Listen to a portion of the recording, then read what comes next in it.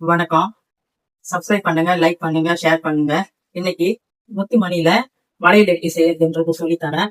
அதுக்கு தேவையானது முத்து மணி, பிளாஸ்டிக் வளையல், குந்தன் ஸ்டோனு, கம்மு, சிசரு, மணி கோக்கிறதுக்கு இது சில்க் த்ரெட். இது கோக்கிறதுக்குன்னே விற்கிது சில்க் த்ரெட், அதை கேட்டு வாங்கிக்கோங்க. இப்ப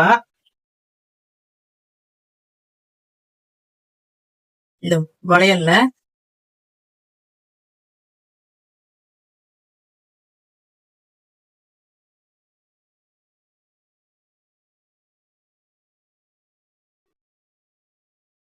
கம் அப்ளை பண்ணி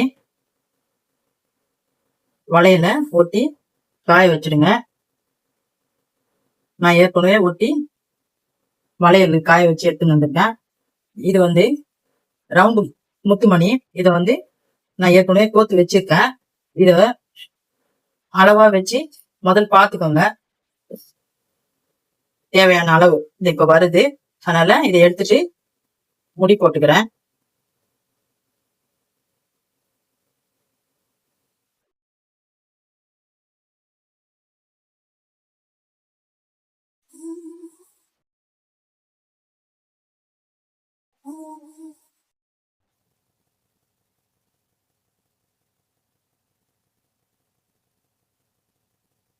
அதுக்கப்புறம் இதுல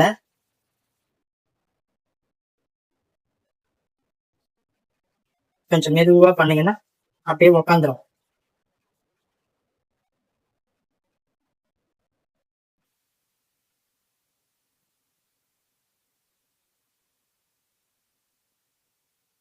இப்போ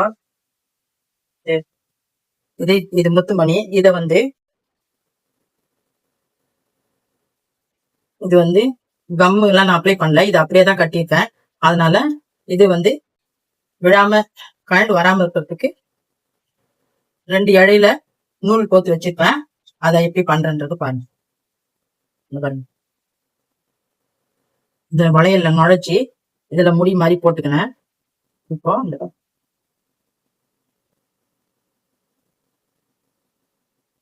ஒவ்வொன்னும் ஒவ்வொரு முத்துமணி ஒரு சுத்து, வளையல் ஒரு சுத்து.